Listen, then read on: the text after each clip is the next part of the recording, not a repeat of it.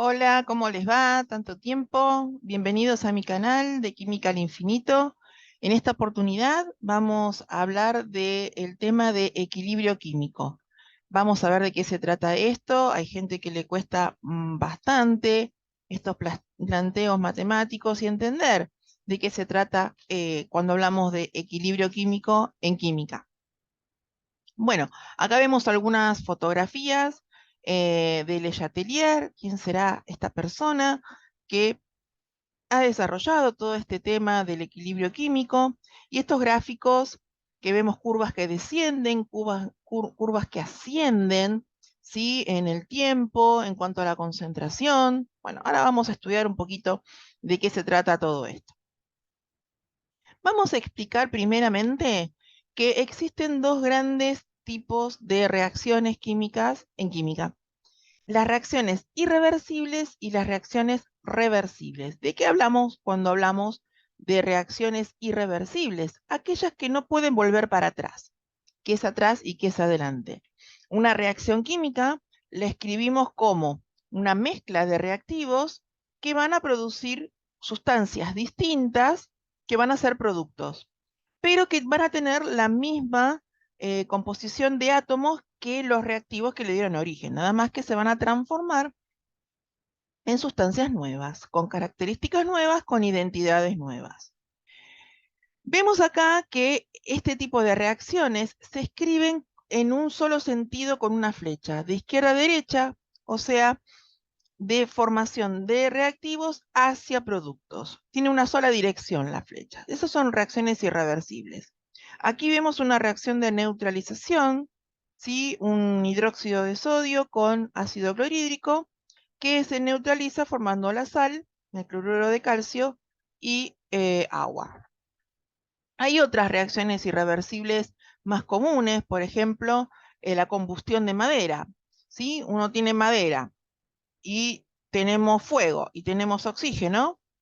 Bueno, ¿qué sucederá? Lo que todo el mundo sabe, se va a quemar todo. Bueno, ¿qué se produce? Cenizas, carbón, agua, vapor de agua, dióxido de carbono, monóxido de carbono, etcétera. Hay bastantes sustancias de descomposición. ¿Hay manera de volver para atrás? ¿De volver a generar esa madera antes de que se queme? Parece que no. Bueno, eso es irreversible. ¿Sí? Es un ejemplo bien gráfico de algo que es irreversible.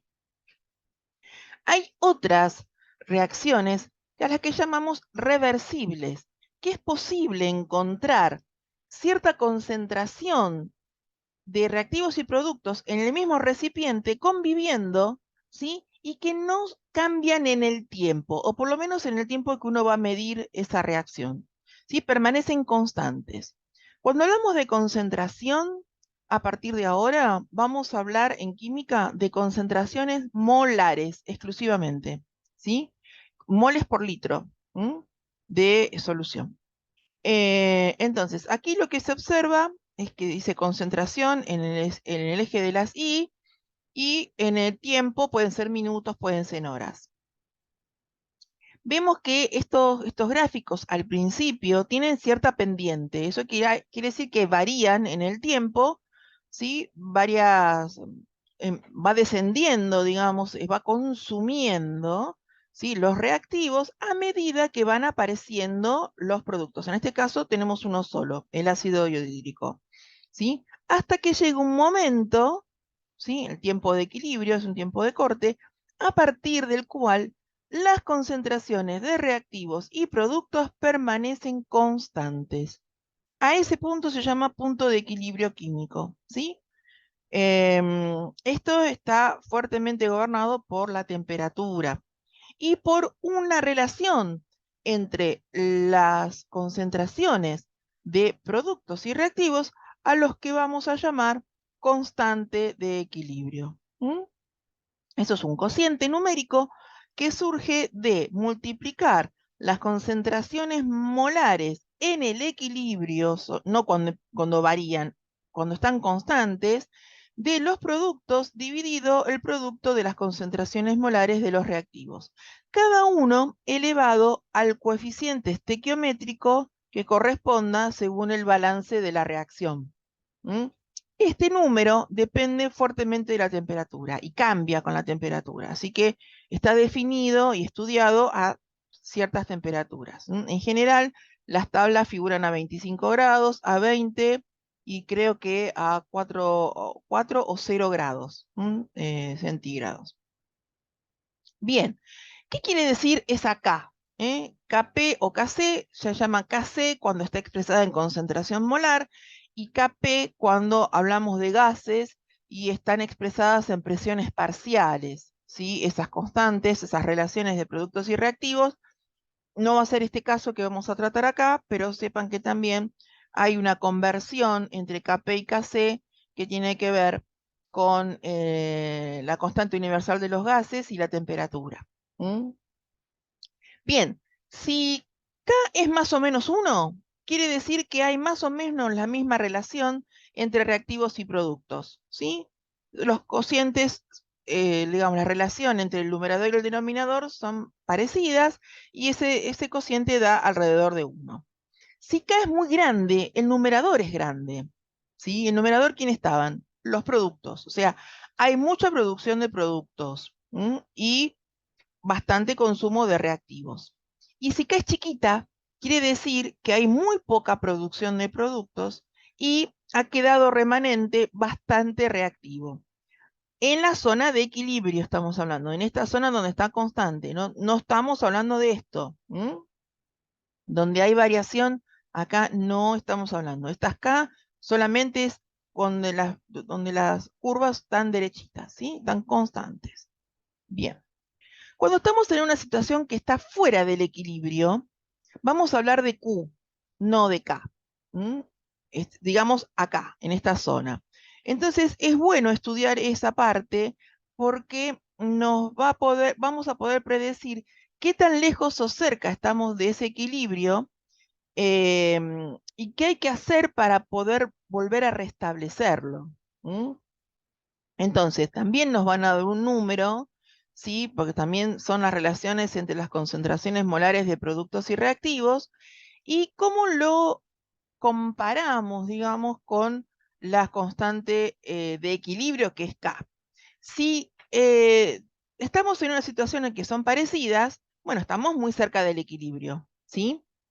Pero si estamos en una situación en la que Q es mucho mayor que K, ¿qué quiere decir? Que hay mucha producción de productos, entonces tiene que evolucionar, digamos, hacia la formación de reactivos, hacia la izquierda, para volver a generar esa situación de equilibrio que estaba antes, ¿sí?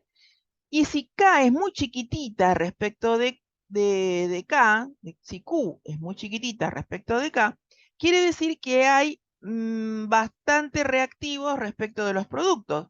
Entonces hay que volver a generar productos. Va a evolucionar hacia la formación de productos, de izquierda a derecha de la reacción. Esto es lo que enuncia el doctor Le Chatelier, ¿sí? Por el año 1700 y pico, 1800, en Francia, y que dice que un sistema que está en equilibrio sometido a una perturbación externa, que puede ser un cambio en la concentración de reactivos o productos o la temperatura de la reacción, va a ser contrarrestada, ¿sí? De tal manera de volver a restablecer ese equilibrio. Ese equilibrio puede o no tener que ver con el equilibrio anterior, ¿sí? O sea, el número que nos va a dar esas concentraciones en un equilibrio posterior puede tener o no que ver con el anterior, con el número anterior. Pero lo que uno va a observar es que esas concentraciones no van a cambiar en el tiempo de medición. Va a haber otra constante, vamos a decir, otras concentraciones de un nuevo equilibrio, ¿sí? No quiere decir que van a volver al equilibrio anterior. Va a haber una situación en la cual se perturba, pero vuelve a generar una situación de equilibrio, ¿sí? Lo vamos a ver ahora en un gráfico. Y para ver cómo actúa la temperatura acá con desequilibrando, digamos, una reacción que está en equilibrio, tiene que entenderse qué clasificación tiene esa reacción, si es endotérmica o es exotérmica. Una reacción que es endotérmica es la que necesita calor del medio para poder llevarse a cabo. Por ejemplo, una reacción de caramelización del azúcar, si yo no le pongo calor, no ocurre, ¿sí? Y si le pongo calor, sí se carameliza y bueno, voy a tener otros productos distintos a los que le dieron origen. Una idea. Y una exotérmica es una reacción que despide calor, ella se enfría, ¿sí? Por ejemplo, muchos habrán preparado la solución 70-30 de alcohol y agua en la época de la pandemia y creo que todavía lo usamos, ¿sí? Yo personalmente todavía lo uso para ponerme antes de tocar cualquier cosa, o en un restaurante o antes de empezar a comer, ¿no? Y uno cuando prepara esta solución, que pone 70 de alcohol y 30 de agua, observa en las manos que el recipiente se calienta levemente, no nos va a quemar, pero se siente que está más caliente. Bueno, esa reacción desprende calor al medio ambiente, al externo, y ella se enfría. Si uno trata de medir la temperatura dentro de la solución, está más fría que al principio. Eso es una reacción exotérmica. Vamos a ver en este ejemplo cómo se modifica, digamos, la situación de equilibrio que teníamos previamente de reactivos de hidrógeno y de yodo respecto del producto ácido clorhídrico por ejemplo, una adición de uno de los reactivos, que en este caso de hidrógeno. Si aumento la concentración de hidrógeno, ¿esto cómo va a evolucionar? Se va a ir consumiendo ese hidrógeno para formar el producto.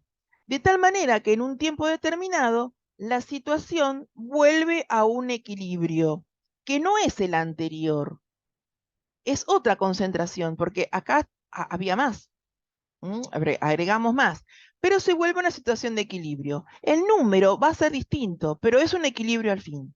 De eso se trata, de volver a restablecer el equilibrio, no el equilibrio anterior, un equilibrio, ¿sí? Que quiere decir que las concentraciones en el tiempo no van a variar. ¿Mm? Bien, vamos a ver algunos ejemplos prácticos de, por ejemplo, cómo expresar matemáticamente la constante de equilibrio a partir de una reacción, ¿sí? Productos y reactivos. Bien, la constante de equilibrio se expresa como en el numerador tengo que poner los productos. ¿Quiénes son los productos en este caso? Lo que tenemos, la especie que tenemos acá, que es gaseosa, nitrógeno, oxígeno, cloro, elevado al cuadrado porque está balanceada de esta forma. ¿Qué quiere decir los corchetes? Que el número que yo ponga adentro más tarde tiene que ser concentraciones molares. Eso quiere decir. Y en el denominador va la concentración molar del monóxido de nitrógeno elevado al cuadrado, porque resulta del balance, el coeficiente estequiométrico, multiplicado por la concentración molar de cloro. Estas concentraciones molares nos las tiene que dar de dato. De alguna manera va a ser dato del problema, se harán las cuentas y veremos lo que da. Es para expresar solamente cómo queda la constante de equilibrio. Vamos a ver en el segundo ejemplo con números concretos. ¿Sí? Tenemos la descomposición del fluoruro de hidrógeno, ya está balanceada esta reacción, y nos dice que el valor de la constante ya nos lo dan, que es 1 por 10 a la menos 13, fíjense qué chiquitito esto, son 12 ceros después de la coma, 0,00000, y en el lugar número 13 pongo el número 1. Acuérdense de notación científica. Al cabo de un tiempo las concentraciones son estas, nos dicen. Algo pasó en la reacción y nos dicen que evaluemos qué tan cerca o no estamos del equilibrio. ¿Sí? Entonces ahí tenemos que plantear el Q, porque no sabemos si estamos frente al equilibrio o no.